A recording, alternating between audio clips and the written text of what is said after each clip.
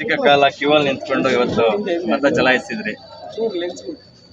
ನನ್ನ ಹಕ್ಕು and as A citizen ನನ್ನ ರೆಸ್ಪಾನ್ಸಿಬಿಲಿಟಿ ಕೂಡ. ಅದು 1 ಅವರ್ ಅಲ್ಲ, ಅರ್ಧ ಗಂಟೆ ಅಲ್ಲ, 1 ಅವರ್ 2 ಅವರ್ ಆದರೂ ಕೂಡ ಕ್ಯೂ ಅಲ್ಲಿ ನಿಂತು ನನ್ನ ಹಕ್ಕನ್ನು ಚಲಾಯಿಸಬೇಕು.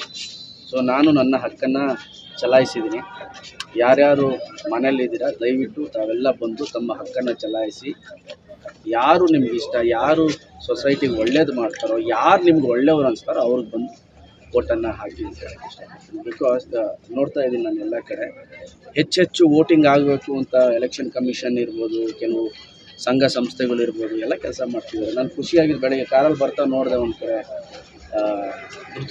ನೃಪತುಂಗ ರಸ್ತೆಯಲ್ಲಿ ನಿಸರ್ಗ ಗ್ರ್ಯಾಂಡ್ ಅನ್ನೋರು ವೋಟ್ ಹಾಕ್ಕೊಂಡು ಬಂದರೆ ಅವ್ರಿಗೆ ಫ್ರೀ ಊಟ ತಿಂಡಿ ಕಾಫಿ ಎಲ್ಲ ಕೊಡ್ತಾರೆ ಅಂತ. ಸೊ ಆ್ಯಸ್ ಎ ಸಿಟಿಸನ್ ಅವ್ರವ್ರ ರೆಸ್ಪಾನ್ಸಿಬಿಲಿಟಿಗಳು ಎಲ್ಲ ಮಾಡ್ತಿದ್ದಾರೆ. ಸೊ ದಯವಿಟ್ಟು ಎಲ್ಲ ಹೆಚ್ಚೆಚ್ಚು ಸಂಖ್ಯೆಯಲ್ಲಿ ಬಂದು ವೋಟನ್ನು ಮಾಡಿ.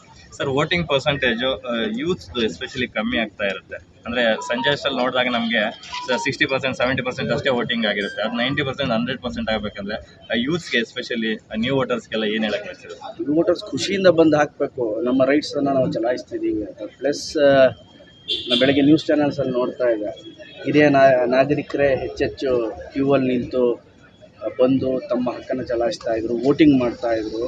ಅವರು ಎಲ್ರಿಗೂ ನಿಜವಾಗ್ಲೂ ಆ್ಯಸ್ ಎ ಯೂತ್ ನಾವುಗಳು ಥ್ಯಾಂಕ್ ಯು ಅಂತ ಹೇಳಬೇಕು.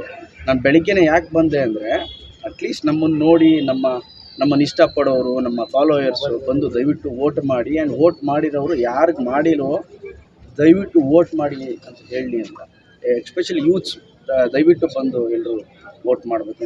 ಈಗ ವೋಟ್ ಬಂದಿದೆ, ಸುಮಾರು ಜನ, ಹೆಚ್ಚು ಜನ ಬಂದಿದ್ದಾರೆ. ಈಗ ನಾರ್ಮಲ್ ಆಗಿ ಬೇರೆ ಕಡೆ ನೋಡ್ದಂಗೆ ಇಲ್ಲಿ ತುಂಬ ಜನ ಬಂದಿದ್ದಾರೆ. ಏನು ಅನ್ಸುತ್ತೆ ಸರ್? ತುಂಬ ಖುಷಿ ಆಯ್ತು ನನಗೆ. ನಾನು ಹೇಳಿದ್ನಲ್ಲ ಅವೆಲ್ಲ ಬಂದು ನೋಡಿದ ತಕ್ಷಣ ದೊಡ್ಡ ಕ್ಯೂ ನೋಡಿ ನನಗೆ ಭಾಳ ಖುಷಿ ಆಯಿತು. ಅದರಲ್ಲೂ ಹಿರಿಯರು ಎಲ್ಲರೂ ಫಸ್ಟು ಹಿರಿಯರೇ ಬಂದು ನಿಂತಿದ್ರು.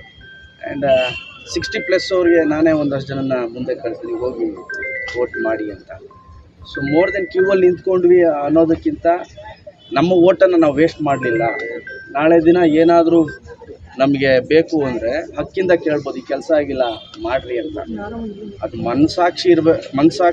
ಮನಸ್ಸಿಂದ ಕೇಳಬೇಕು ಅಂದರೆ ವೋಟ್ ಮಾಡಿರಬೇಕು. ವೋಟ್ ಮಾಡಿದೆ ಅವ್ರು ಅದು ಮಾಡಿಲ್ಲ ಇದು ಮಾಡಿಲ್ಲ ಸೋಷಿಯಲ್ ಮೀಡಿಯಾಗಳಲ್ಲಿ ಹೇಳೋದಕ್ಕಿಂತ ವೋಟ್ ಮಾಡ್ಬಿಟ್ಟು ಕೇಳಿದ್ರೆ ಅದಕ್ಕೊಂದು ವ್ಯಾಲ್ಯೂ ಜಾಸ್ತಿ ಇದೆ.